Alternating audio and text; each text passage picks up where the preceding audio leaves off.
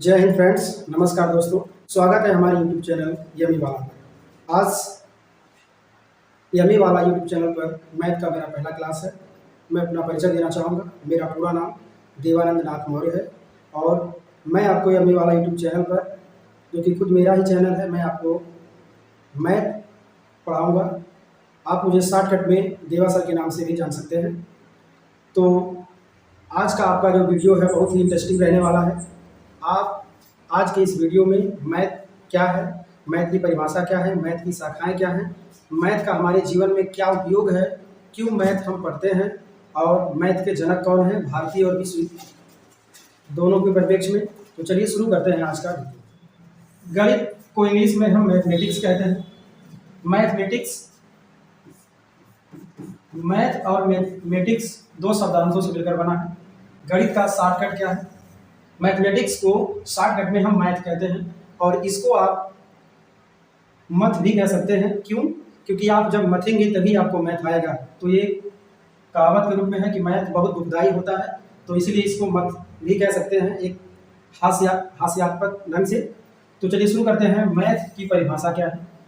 तो किसी भी तरह के अंकों के प्रयोग से लेखा जोखा करना गणित कहलाता है। यानी कि चर हो या हो अचर, चर हो या अचर हो, इनके प्रयोग से लेखा जोखा करना, गुणा भाग जोड़ घटाना इत्यादि अन्य संक्रियाएं करना क्या कहलाएगा?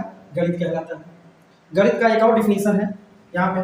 गणित वह शास्त्र है जिसमें संख्याओं, रेखाओं, ज्यामितीय आकारों और उनके बीच के संबंधों का अध्ययन किया जाता है। मतलब गणित एक शास्त्र है। शास्त्र मीन्स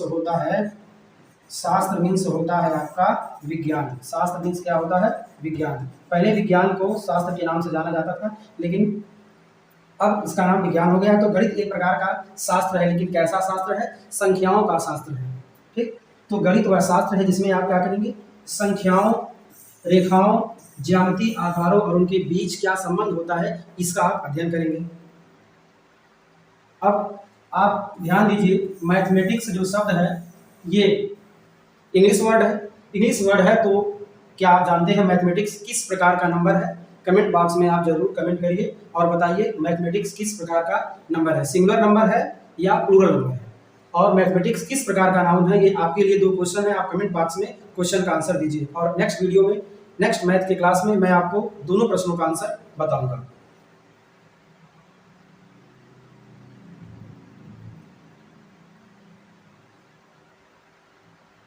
आइए जानते हैं गणित के पिता कौन है। तो गणित के पिता आर्किमिडीज है। गणित के पिता कौन है? आर्किमिडीज है। आर्किमिडीज को गणित का जनक कहा जाता है। क्यों आर्किमिडीज को गणित का जनक कहा जाता है?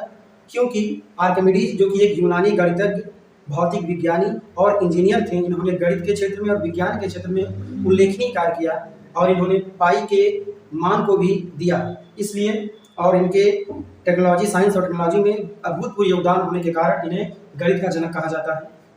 भारतीय गणित के जनक आर्यभट्ट हैं। आर्यभट्ट भारत के प्राचीन गणितज्ञ और खगोल शास्त्री हैं। इनकी एक प्रसिद्ध रचना है आर्यभट्टीय। इस ग्रंथ में इन्होंने खगोल के बारे में, यानी पृथ्वी के बारे में, पूरी संरचना, पृथ्वी से संबंधित सभी तथ्यों के बारे में और गणित के सभी तर्क और फार्मूलों को उन्होंने उस ग्रंथ में रखा है। आइए जानते हैं गणित की शाखाएं कौन कौन सी हैं। तो गणित की मुख्य शाखाएं हैं अंक गणित, बीज गणित और रेखा गणित। अंक गणित अंकों का गणित है जिसमें अचरों का प्रयोग किया जाता है, अर्थात पूर्णांक, धनात्मक संख्याएं, ऋणात्मक संख्याएं और पूर्ण संख्याओं को मिला करके पूर्णांक बनता है और इन्हीं पूर्णांकों से संबंधित जो गणित है वो क्या है? अंक गणित है। बीज गणित में चर और अचर दोनों का ही प्रयोग करके हम संक्रियाओं को हल करते हैं और रेखा गणित में इन दोनों के साथ रेखाओं का भी समावेश होता है, यानी कि ज्यामितीय संरचनाओं का भी रेखा गणित में उपयोग होता है। रेखा शाखाएं कौन कौन सी हैं? तो गणित की उप शाखाएं त्रिकोणमिति, प्रायिकता, सांख्यिकी और अभिकलन है, जिसको हम कैलकुलस कहते हैं। इसके 2 पार्ट आते हैं, अवकलन और समाकलन। अवकलन और दूसरा है समाकलन, जो आपको क्लास 11th और 12th में मिलेंगे ये चैप्टर, और ये सभी चैप्टर्स आपको क्लास 9th 10th में और 11th में आपको मिलते हैं। तो इस प्रकार आपने समझा गणित क्या है, गणित के जनक कौन है, भारतीय गणित के जनक कौन है और गणित की शाखाएं क्या हैं, गणित की उप शाखाएं क्या हैं। आइए जानते हैं अब चर और अचर संख्याएं किसे कहते हैं? क्या आप जानते हैं चर और अचर संख्याएं किसे कहते हैं? तो बीजीय अक्षरों को चर कहते हैं। जो अंग्रेजी वर्णमाला के अक्षर है उन्हें हम क्या कहते हैं? चर कहते हैं। इनका मान सदैव बदलता रहता है। अलग अलग न्यूमेरिकल्स प्रश्नों में इनके मान बदलते रहते हैं। तो भारतीय के प्रश्न होते हैं ये इनका मान बदलता रहता है। और उदाहरण में कौन कौन से हैं? कि स्मॉल लेटर में अंग्रेजी वर्णमाला के जो छोटे अक्षर हैं वही क्या है? आपके चर होते हैं। इंग्लिश में इसको वेरिएबल कहते हैं। यही बात करते हैं अचर किसे कहते हैं? तो पूर्णांकों को अर्थात अंक गणती संख्याओं को। अंक गणती संख्याएं क्या है? ऋणात्मक संख्याएं हो या धनात्मक संख्याएं, ये अंक गणती संख्याएं या पूर्णांक होती हैं। इन्हीं को हम अचर कहते हैं और इनका मान सदैव फिक्स होता है। उदाहरण के तौर पे आप देख सकते हैं धनात्मक, ये आपका 0 पूर्ण संख्या है। 1 2 3 4 5 6 7 8 18 20 ये सभी क्या है? धनात्मक संख्या है। ये भी आपका अचर है। ये -7 -9 और -25 ये क्या है? ये ऋणात्मक संख्या है, लेकिन ये भी क्या है? आपके अचर है। क्या आपने कभी सोचा है संख्या किसे कहते हैं? संख्या तो आप जानते हैं, परिचित हैं, प्रश्नों को आप हल भी करते हैं, न्यूमेरिकल्स हो या भारतीय प्रश्न हो। क्या आप कभी सोचा है कि संख्या कहते किसे हैं? तो आइए जानते हैं। कितनी वस्तुएं हैं? कितनी वस्तुएं हैं? हाउ मेनी थिंग्स आर, कितनी वस्तुएं हैं का जिससे बोध होता है उसे हम संख्या कहते हैं। यानी कि कितनी वस्तुएं हैं, ये बात जिससे बोध होता है उसे हम क्या कहते हैं? संख्या कहते हैं। अब उदाहरण के लिए हम देखते हैं संख्या में एक अंक की संख्या कौन कौन सी होती है? तो 0 से लेकर 9 तक की संख्याएं क्या होती हैं? एक अंकीय संख्या होती है। 0 से लेकर 9 तक की संख्याएं एक अंक की संख्या होती है और इनमें 1 से लेकर 9 और 0 को सम्मिलित कर लेने पर कुल 10 अंक हो जाते हैं, 10 संख्याएं हो जाती हैं। इस प्रकार 1 से लेकर 9 तक की 0 से लेकर 9 तक की संख्याओं का जब अध्ययन करते हैं तो उसको हम दार्शनिक प्रणाली कहते हैं। क्या बोलते हैं? दार्शनिक प्रणाली। तो 2 अंकों की संख्या जैसे 10 से लेकर 99 तक की संख्याएं कैसी हैं? 2 अंक की संख्याएं हैं। इसी प्रकार 100 से लेकर 999 तक 3 अंक की संख्याएं हैं। इस प्रकार 4 अंक की 5 अंक की संख्याएं हैं। तो आपको अब स्पष्ट हो गया होगा कि संख्या किसे कहते हैं। तो एक बार फिर से मैं रिवाइज कर देता हूँ। कितनी वस्तुएं हैं का जिससे बोध होता है उसे हम संख्या कहते हैं। और संख्या को जिन प्रतीकों द्वारा, जिन सिंबल द्वारा निरूपित करते हैं उन्हें हम संख्यांक कहते हैं। संख्यांक यानी कि संख्या को जिन प्रतीकों द्वारा निरूपित करते हैं उन्हें हम संख्यांक कहते हैं। और 0 से लेकर 9 तक के संख्यांक हैं और 0 से लेकर 9 तक के अंकों का प्रयोग करके ही हम सभी संख्याएं बनाते हैं। संख्या में 2 शब्द है, 2 शब्दांश है, संख्या धन अंक, यानी संख्या का अंक, यानी अंकों से मिलकर ही संख्या बनती है। और अंक किसे कहते हैं? तो संख्यांक का ही शॉर्टकट नाम है अंक, जिसको हम इंग्लिश में बोलते हैं डिजिट। क्या बोलते हैं? डिजिट। डिजिट से आपका डिजिटल बना है, आप डिजिटल हैं। संख्या के प्रकार के बारे में, आखिर संख्याएं हैं तो संख्याओं के प्रकार भी होंगे। तो आइए जानते हैं संख्या के प्रकार कितने होते हैं और कौन कौन से हैं। तो संख्या के प्रकार में 2 से विभाज्यता के आधार पर, 2 से विभाज्यता के आधार पर संख्याएं 2 प्रकार की होती हैं। पहला आपका है सम, दूसरा है विषम। पहला है इवन नंबर, दूसरा है ऑड नंबर। अब बात करते हैं सम संख्या क्या होती है। तो जो संख्याएं, जो प्राकृतिक संख्याएं या जो संख्याएं 2 से भाग देने पर पूरी पूरी विभाजित हो जाती हैं उसे हम सम संख्या कहते हैं। जैसे 2 4 6 8 10 12 इसी प्रकार और अनंत की संख्याएं हैं। 2 क्रमागत सम संख्याओं में, यानी कि क्रमागत सम संख्याओं में 2 का अंतर होता है, आप अंतर देख सकते हैं। 4 और 2 का अंतर 2, 6 और 4 का अंतर 2, 8 और 6 का अंतर 2। इस प्रकार क्रमागत सम संख्याओं में 2 का अंतर होता है। सबसे छोटी सम प्राकृतिक संख्या आपका है 2 और सबसे बड़ी सम प्राकृतिक संख्या यानी प्राकृतिक सम संख्या अनंत है। मतलब हम ज्ञात नहीं कर सकते, हमको नहीं पता है। तो क्लियर हो गया होगा सम संख्या किसे कहते हैं। जो संख्याएं 2 से विभाजित हो जाती हैं उसे हम सम संख्याएं कहते हैं। अब बात करते हैं विषम संख्या क्या होती है। तो जो संख्याएं 2 से विभाजित नहीं होती हैं उसे हम विषम संख्या कहते हैं। और विषम संख्या के उदाहरण में आप देख सकते हैं विषम संख्या क्या क्या होती है। तो विषम संख्या में आपका 1 है, 3 5 7 9 11। इसी प्रकार आप 2 जोड़ते चले जाइए, आपको विषम संख्याओं का सीरीज मिलता जाएगा। इस प्रकार सबसे छोटी विषम प्राकृतिक संख्या है, सबसे छोटी प्राकृतिक विषम संख्या कौन सी है? 1 है। और सबसे बड़ी विषम प्राकृतिक संख्या कौन सी है? अनंत है, यानी कि हमको पता नहीं है। इस प्रकार हम देखें विषम संख्याओं में भी 2 का अंतर होता है। यदि विषम क्रमागत संख्याएं हैं तो प्रत्येक क्रमागत संख्याओं में, प्रत्येक 2 संख्याओं में 2 का अंतर होता है। जैसे 3 और 1 और 3 का अंतर 2, 3 और 5 का अंतर 2, 5 और 7 का अंतर। इस प्रकार सम संख्याओं में, क्रमागत सम संख्याओं में 2 का अंतर होता है, क्रमागत विषम संख्याओं में 2 का अंतर होता है। क्लियर हुआ आपको? विभाज्यता के आधार पर होगी, 2 से विभाज्यता के आधार पर संख्याएं 2 प्रकार की होती हैं, सम संख्या और विषम संख्या। अब हम बात करते हैं अभाज्य और भाज्य संख्याएं। अभाज्य और भाज्य संख्याएं ये किस आधार पे डिवाइड की गई हैं? तो गुणनखंड के आधार पर। गुणनखंड के आधार पर संख्या को हम 2 भागों में बांट सकते हैं। पहला है आपका अभाज्य, दूसरा है भाज्य। अभाज्य संख्या किसे कहते हैं? तो ऐसी संख्याएं जिसके एक और स्वयं के अतिरिक्त, ऐसी संख्याएं जिसके एक और स्वयं के अतिरिक्त कोई और गुणनखंड नहीं होता है, उसे हम अभाज्य संख्याएं कहते हैं। अब ये बात आती है कि गुणनखंड क्या होता है, थोड़ा पेशेंस रखिए, इस बार हम इसका डिफिनीशन एग्जांपल भी तुरंत ले रहे हैं। तो अर्थात कोई संख्या ऐसी हो जो केवल एक से डिवाइड हो और स्वयं से डिवाइड हो, इसके अतिरिक्त वो किसी से डिवाइड ना हो, तो ऐसी संख्याओं को हम क्या बोलते हैं? अभाज्य संख्याएं कहते हैं। उदाहरण लेते हैं तो अभाज्य संख्या जो आपका शुरू होता है वो शुरू होता है 2 से, क्योंकि 2 जो है ये किससे किससे डिवाइड होगा? 1 से भी डिवाइड हो जाएगा और 2 से भी डिवाइड हो जाएगा। कुछ लोगों का प्रश्न ये रहता है कि सर एक जो है वो अभाज्य संख्या क्यों नहीं है? तो चलिए आइए देखते हैं कि एक जो है वो अभाज्य संख्या क्यों नहीं है। इसलिए नहीं है क्योंकि एक जो है केवल 1 से विभाजित होता है, केवल 1 से विभाजित हो रहा है, एक संख्या भी है और 1 से विभाजित भी हो रहा है। इसके दो संख्याएं ऐसी है ही नहीं जो 1 को विभाजित करे, तो इसलिए जो 1 है ये क्या है? अभाज्य संख्या नहीं। और 2 क्या है?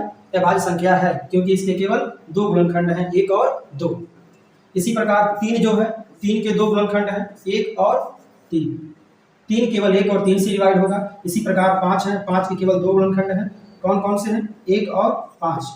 7 के कितने हैं? 1 और 7।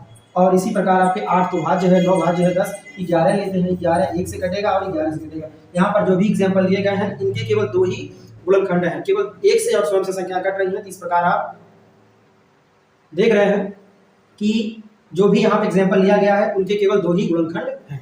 अब बात करते हैं कि भाज्य संख्या किसे कहते हैं? तो जो संख्याएं अभाज्य नहीं होती हैं उसे हम भाज्य संख्या कहते हैं। ये एकदम सस्ता और चीपेस्ट डिफिनेशन है, बट इसको ऐसे कहेंगे कि ऐसी संख्याएं जिसके पास 2 से अधिक गुणनखंड होते हैं, ऐसी संख्याएं जिसके 2 से अधिक गुणनखंड होते हैं उसे हम भाज्य संख्या कहते हैं। अब एग्जाम्पल ले लेते हैं।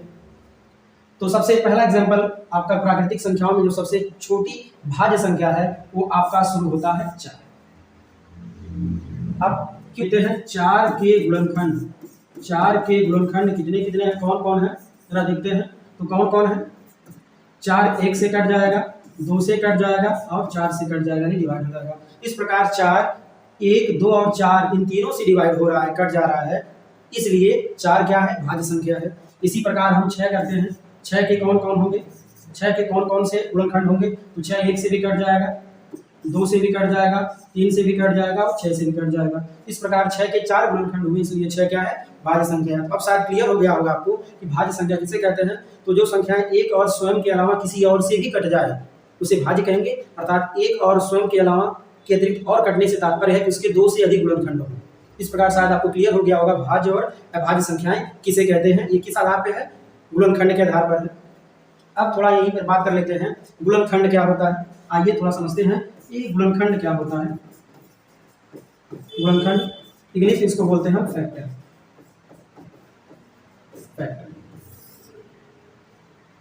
क्या आप जानते हैं गुणनखंड का डिफिनीशन क्या है? गुणनखंड किसे कहते हैं? तो आप ध्यान से बात को समझिए और अपने कॉपी में नोट कर लीजिएगा। गुणनखंड किसे कहते हैं? कोई संख्या जिन जिन संख्याओं से डिवाइड होती है, विभाजित होती है, उसे उस संख्या का हम गुणनखंड कहते हैं। जैसे यहाँ पे हम संख्या लेते हैं 10। 10 किससे किससे कट जाएगी? तो 1 से, 2 से, 5 से और 10 से। इस प्रकार संख्या 10 1 2 5 10 से विभाजित होती है। अतः 1 2 5 और 10 क्या है? 10 के गुणनखंड हैं। और यदि किसी संख्या के गुणनखंड अभाज्य हो तो उसे हम क्या बोलेंगे? उसका अभाज्य गुणनखंड कहते हैं। जैसे यदि हम 10 को ले लें तो 10 के गुणनखंड क्या है? अभाज्य वाले 2 गुणे 5। इसमें 2 और 5 क्या है? दोनों अभाज्य। यदि किसी संख्या के गुणनखंड अभाज्य हो तो उसे हम क्या बोलेंगे? उसका अभाज्य गुणनखंड कहेंगे। तो एक बार फिर से रिवाइज कर देता हूँ गुणनखंड किसे कहते हैं। तो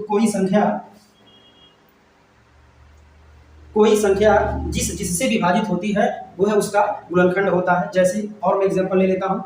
जैसे यहाँ पर 4 6 8 9 10 और 12।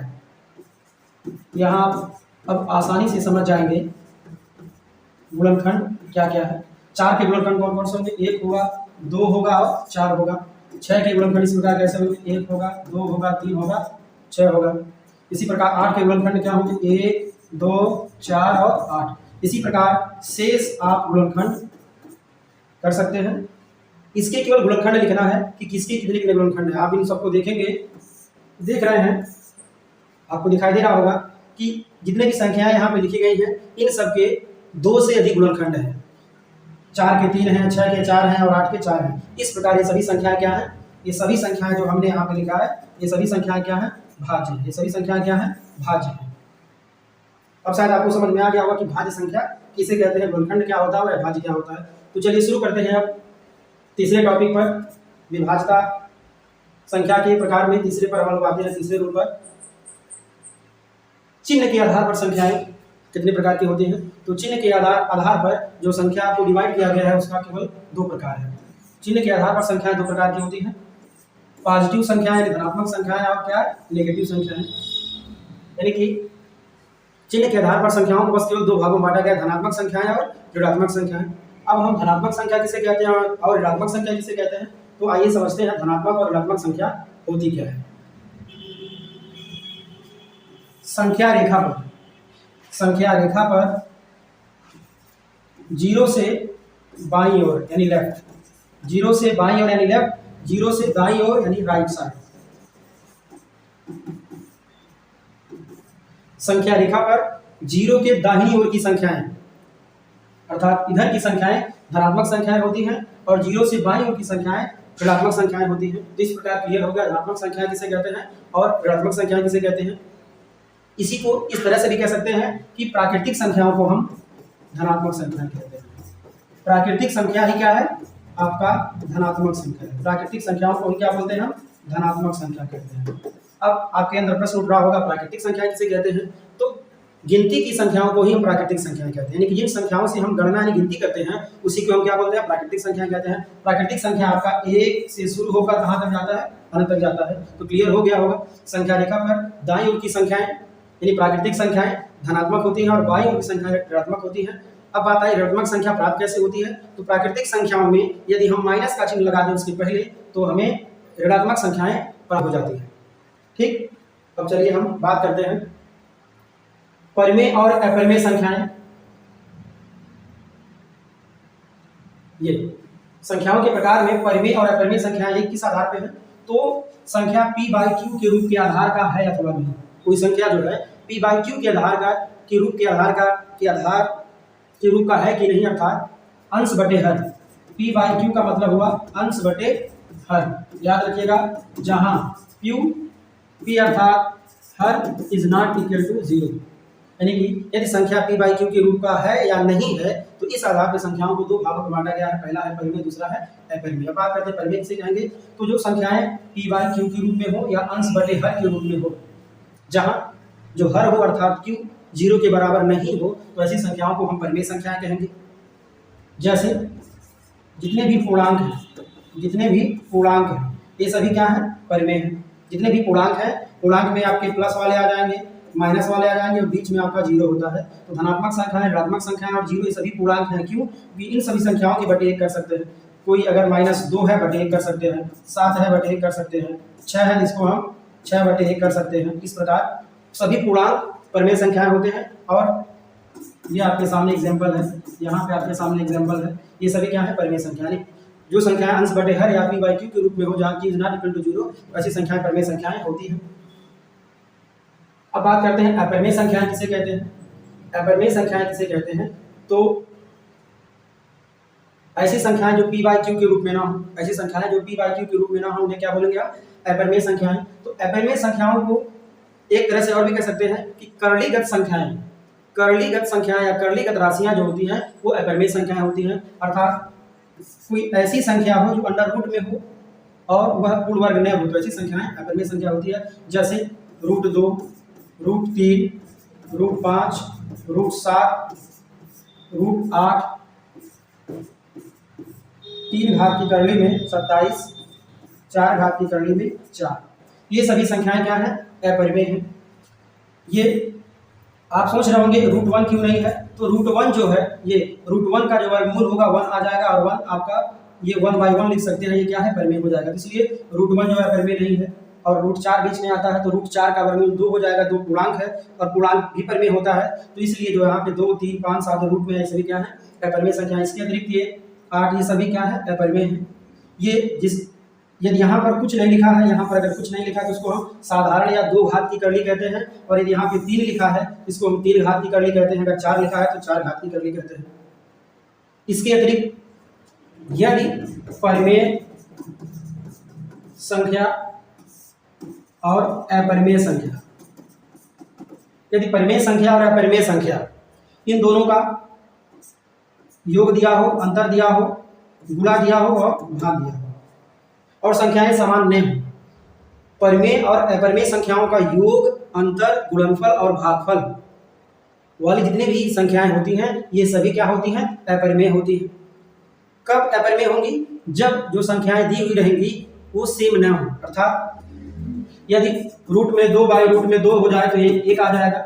इसलिए सेम संख्या का भाग या गुणा यदि नहीं है तो ऐसी संख्याएं क्या होंगी, अपरिमेय होंगी। एग्जांपल थोड़ा ले लेते हैं हम।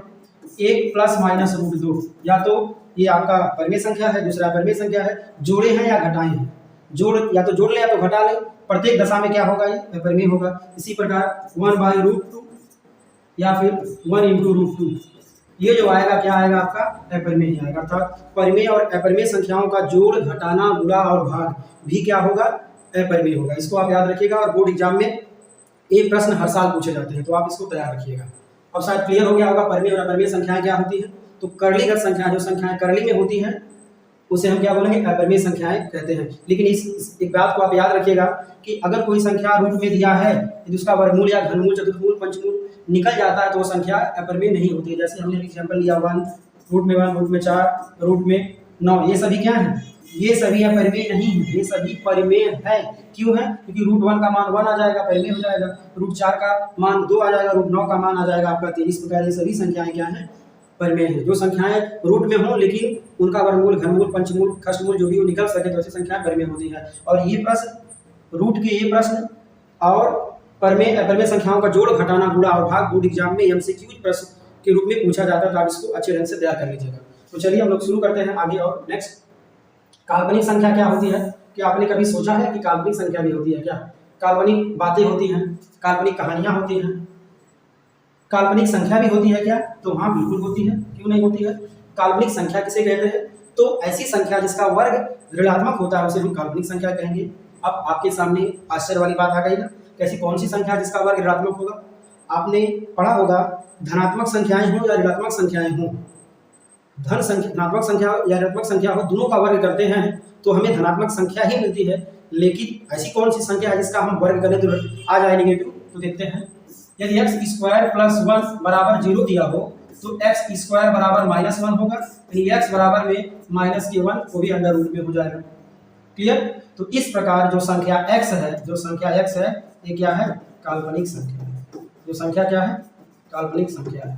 क्यों काल्पनिक संख्या है? क्योंकि इसी x का जब स्क्वायर कर रहे हैं तो इसका मान कितना आ रहा है? -1। इसका मान कितना आ जा रहा है? -1। यानी जो संख्या x है वो क्या है? काल्पनिक संख्या। क्यों है? क्योंकि इसका स्क्वायर क्या आ रहा है? -1 आ रहा है। तो ऐसी संख्याएं जिसका वर्ग नेगेटिव होता है, नेगेटिव यानी कि ऋणात्मक होता है, उसको हम क्या बोलते हैं? काल्पनिक संख्या कहेंगे। अब हम रूट में -1 को हम i से लिखते हैं। किससे लिखते हैं? i से। ये क्या होता है? IOTA, इसको पढ़ते हैं आयोटा। इवोटा या आयोटा पढ़ लीजिए। तो आयोटा का शॉर्टकट क्या है? i है। तो रूट में -1 को हम क्या लिखते हैं? i से लिखते हैं। यदि ऐसे दिया हो रूट में -2 तो आप बता सकते हैं इसको क्या लिख सकते हैं? तो रूट में -2 को हम रूट में 2 गुणे रूट में 1 लिख सकते हैं माइनस से। तो इस प्रकार हो जाएगा रूट में 2 × i। तो रूट में -2 को हम √2i लिख सकते हैं। तो इस प्रकार आप बहुत सारी संख्याओं को लिख सकते हैं। तो शायद क्लियर हो गया होगा काल्पनिक संख्या किसे कहते हैं। ऐसी संख्याएं जिसका वर्ग क्या हो? नेगेटिव हो, उसको क्या बोलेंगे हम? काल्पनिक संख्या। आइए अब बात करते हैं सम्मिश्र संख्या किसे कहेंगे। सम्मिश्र संख्या किसे कहते हैं? तो आप ध्यान दीजिएगा, वास्तविक संख्या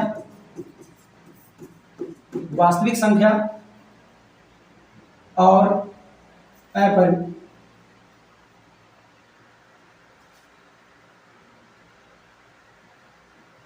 वास्तविक संख्या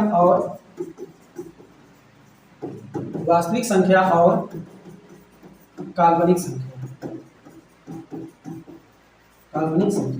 यानी कि वास्तविक संख्या और काल्पनिक संख्या से मिल करके जो संख्याएं बनी होती हैं उसे हम क्या बोलते हैं, सम्मिश्र संख्या बोलते हैं। जैसे में 2 धन रूट में 2i या 2 धन 2i। इस प्रकार दो वास्तविक संख्या है और ये संख्या क्या है, काल्पनिक संख्या है। यहाँ पे काल्पनिक संख्या में गुणा हुआ तो काल्पनिक संख्या होगा। तो इस प्रकार ऐसी संख्याओं को क्या बोलेंगे हम, ऐसी संख्याओं को जो वास्तविक संख्या और काल्पनिक संख्या से मिलकर बना हो उसको हम क्या बोलेंगे, सम्मिश्र संख्या कहते हैं। क्लियर हुआ। अब थोड़ा चर्चा कर लेते हैं वास्तविक संख्या किसे कहते हैं। तो परिमेय और अपरिमेय संख्याओं को ही हम वास्तविक संख्याएं कहते हैं, यानी कि वास्तविक संख्या के अंतर्गत परिमेय और अपरिमेय संख्याएं आती है। इस बात को आप नोट रखिएगा। अब हम बात करते हैं पूर्ण संख्या क्या होती है। बात करते हैं पूर्ण संख्या क्या होती है। तो पूर्ण संख्या क्या है, 0। पूर्ण संख्या क्या है, 0। याद रखिएगा आप इसे। पूर्ण वर्ग संख्या क्या होता है, ऐसी संख्या जिसका वर्गमूल निकल सके। ऐसी संख्या जिसका वर्गमूल निकल सके उसे क्या बोलेंगे, पूर्ण वर्ग संख्या। जैसे 1, 4, 9, 16, 25 और 36, 49, इसी प्रकार बहुत सारी संख्याएं हैं। इन संख्याओं का यदि हम वर्गमूल निकालें तो इन संख्याओं के वर्गमूल पूर्णांक में प्राप्त होंगे, पूर्णांक ही होंगे, इसलिए इसको क्या बोलेंगे हम, पूर्ण वर्ग संख्या। यानी कि पूर्ण वर्ग संख्या ऐसी संख्या होती है जिसका वर्गमूल निकल सकता है, क्योंकि अगर इनके ऊपर अंडर रूट लगा देंगे तो इन सब का मान पूर्णांक में आएगा। अब बात करते हैं पूर्ण घन संख्या क्या होती है। तो ऐसी संख्या जिनका घनमूल निकल सके, जैसे 1, 8, 27, 64, 125, 216 इत्यादि सभी संख्याएं हैं। इनका 1 का घनमूल 1, 8 का घनमूल 2, 27 का घनमूल 3, 64 का घनमूल 4, 125 का 5, 216 का घनमूल 6। तो इस प्रकार ही संख्याओं के घनमूल निकल सकते हैं, निकल जाएंगे, इसलिए ये क्या है, पूर्ण घन संख्या है। तो आप संख्याओं के प्रकार अलग अलग मेथड से आप समझ गए होंगे। चलिए अब हम बात करते हैं परिमेय और भिन्न में क्या अंतर है। क्या आपने कभी सोचा है कि परिमेय संख्याएं और भिन्न में अंतर क्या होती है? कभी सोचा है कि आपने कभी सोचा ही नहीं है, सोचने का टाइम भी नहीं मिला। तो आइए देखते हैं परिमेय संख्या क्या होती है। तो इसमें और इसमें कुछ अंतर तो है, अगर अंतर नहीं होता तो ये दोनों अलग अलग नहीं होते। परिमेय संख्या क्या है, तो p/q के रूप की संख्याएं हो जहां q is not equal to 0, अगर ऐसा है तो क्या है, वो परिमेय है। भिन्न क्या है, p/q के रूप का हो, अर्थात या अंश बटे हर के रूप का, अंश बटे हर के रूप का। दोनों तो एक ही जैसे लग रहे हैं, लेकिन फिर भी अंतर दोनों में क्या है, तो अंतर, एक मुख्य अंतर है वो भी चिन्ह का। परिमेय संख्या में अंश और हर, परिमेय संख्या में अंश और हर ये कुछ भी हो सकते हैं, प्लस माइनस, माइनस प्लस हो सकते हैं। अर्थात परिमेय संख्या में अंश और हर समान चिन्ह के हो सकते हैं, असमान चिन्ह के भी हो सकते हैं। लेकिन भिन्न में अंश और हर क्या होंगे, धनात्मक संख्या होंगे। ये भिन्न में क्या होंगे, भिन्न में जो अंश और हर होंगे वो क्या होंगे, धनात्मक संख्याएं होंगे, अर्थात प्राकृतिक संख्याएं होंगी। ठीक, यानी कि जो भिन्न होगा उसके अंश और हर क्या होंगे, समान चिन्ह के होंगे, दोनों प्लस प्लस होंगे। तो माइनस माइनस है तो एक दूसरे को निरस्त कर देंगे, धनात्मक संख्या मिलेगा।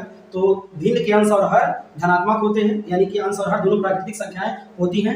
यहीं पर परिमेय संख्या जो होती है, इसके जो अंश और हर होते हैं वो पूर्णांक होते हैं। एक मेन अंतर है, परिमेय संख्याओं के अंश और हर पूर्णांक होते हैं, जबकि भिन्न के अंश और हर प्राकृतिक संख्याएं होती हैं। इस बात को आप नोट रखिएगा। अब हम लोग आगे आते हैं, वास्तविक संख्याएं क्या होती है इसको जानते हैं।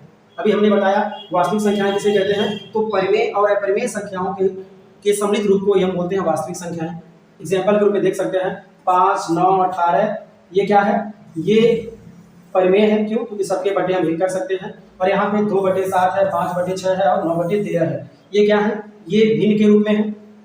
और ये परिमेय संख्याएं हैं, ये सभी क्या है, यहाँ पे आपके परिमेय संख्याएं हैं। इसमें से कुछ पूर्णांक है और कुछ परिमेय है। इधर 1.414 dash dash dash, 1.732, 1.414 dash dash dash, ये जो मान है ये √2 का है। 1.732 फिर आगे डैश डैश डैश है, ये √3 का मान है। इस प्रकार ये दोनों क्या है, अपरिमेय। यानी कि हम परिमेय और अपरिमेय संख्याओं को ही क्या बोलते हैं, वास्तविक संख्याएं कहते हैं। और आप इस बात को याद रखिएगा कि जिस प्रकार आप प्राकृतिक संख्याओं को, पूर्णांकों को एक संख्या रेखा पर दर्शाते हैं, उनका योगफल और अंतरफल निकाल सकते हैं, उसी प्रकार हम वास्तविक संख्याओं को भी संख्या रेखा पर प्रदर्शित कर सकते हैं। ये वास्तविक संख्याएं चाहे परिमेय हो या अपरिमेय हो, इनको हम संख्या रेखा पर दिखा सकते हैं।